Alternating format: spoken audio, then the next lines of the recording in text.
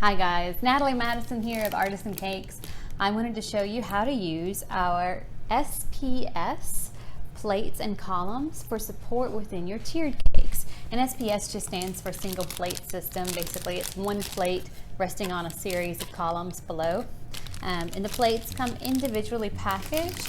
Columns, which we use the Easy Cut columns, come in packages of 12 and they're 12 inches long. And you can get at least 2 3-tiered cakes out of that one package. So when we open up the package with our plate, it basically looks like this. Well, minus the chocolate cake that I put on there earlier. It is just a round disc. The underside has feet for column support with little decorative rings, and the top portion has a little spike here. And that's exactly what it looks like when it comes out of the package. When you take it out of the package, we do a little bit of surgery to make these even better. The first thing we do is we drill a 1/4 inch hole in each of those column feet. We do that to allow air to escape up and out of the plate as we're pressing down into the cake versus forcing air into the cake and potentially out the sides in a bulging hole. The next thing we do is we take the little decorative column tops off. These are great if you have a cake and you are doing airspace. You're doing airspace between the cake below it and the cake above, and you want to place fresh flowers here. This basically gives you the sense of a decorative pillar cap, but in our case, they actually get in the way. So we are going to pry each one of those off. And I put this one on really well. And I have no fingernails. And there we go. I got it to wiggle. Sometimes it does take a paring knife or a butter knife to wedge underneath to get them loose, but they are intended to come out.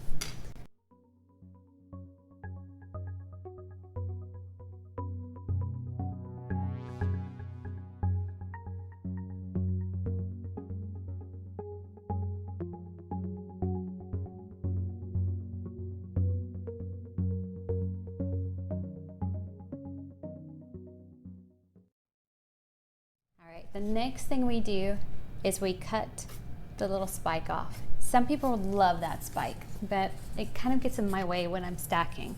If you decide you want to keep the spike, it's intended to place a hole into the cardboard round, of course, of the cake size above it.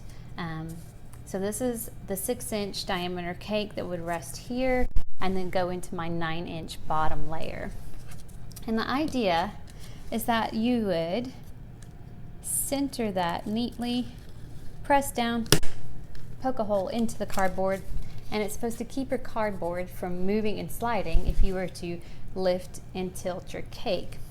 The only issue I have with that is there's nothing to prevent your cake from sliding off this cardboard.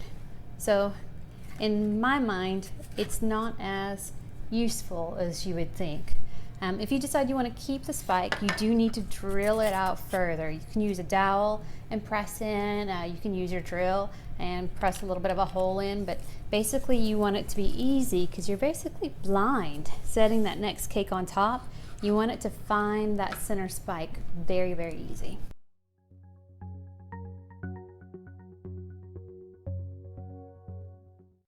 All right. You do want the cake plate to be the same diameter as the cake you'll be placing on top of it. If it's bigger, it'll be visible. So we want it to be the same diameter. So let's pretend we've already cut that off. We've got our holes drilled in. Now, how do we configure it for the cake itself? The first thing we're going to do is center it really well in place. Give her a little twirl, make adjustments as necessary, and then mark it and lift.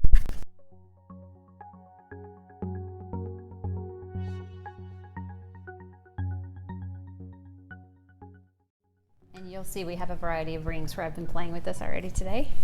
And then the next thing you're going to do is take one of your long columns and press down into your cake.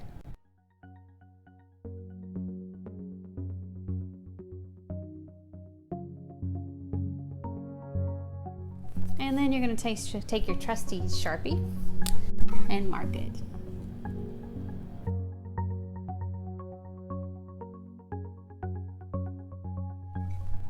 All right, the reason these are called easy cut columns is because they're easy to cut. You can use a cut-off saw, which is just a small radial type saw that goes down and cuts through. You can use pruning shears. In a pinch, we've even used a sharp paring knife. We needed to put columns of a different height rather quickly while we were at setup, and we always carry a sharp knife with us. So we were able to cut a set of columns, easy cut columns, to match the new height. So first we mark it, and then of course we're going to chop 4 of these down, and you should end up with something like this.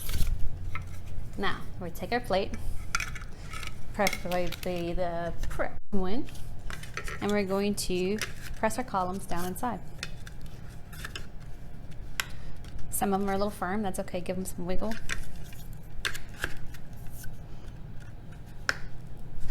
And make sure you are using the easy cut columns. If you are using Wilton brand, which look very similar to this, they don't fit.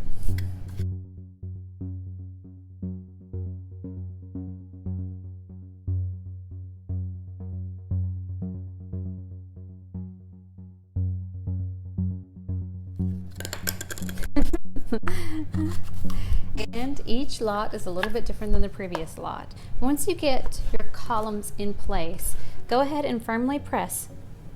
Make sure you are nice and level. Make sure those are well seated. And this is a moment to take a look and make sure you are truly level, left to right, front and back.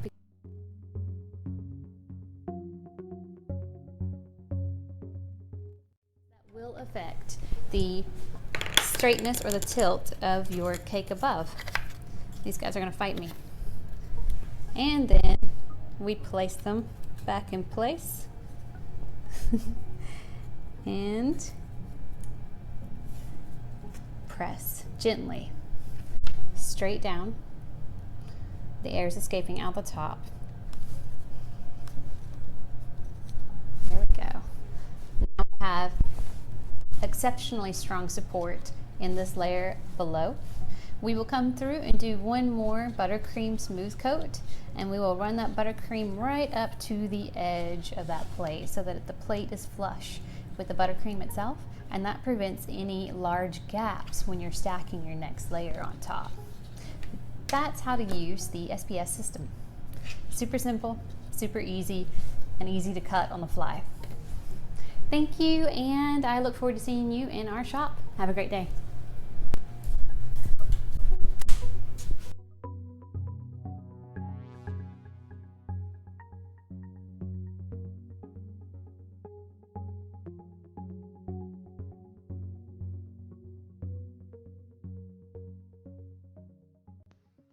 If you liked what you saw today, do us a favor and hit that thumbs up button. Subscribe to our YouTube channel. Thanks, have a great day.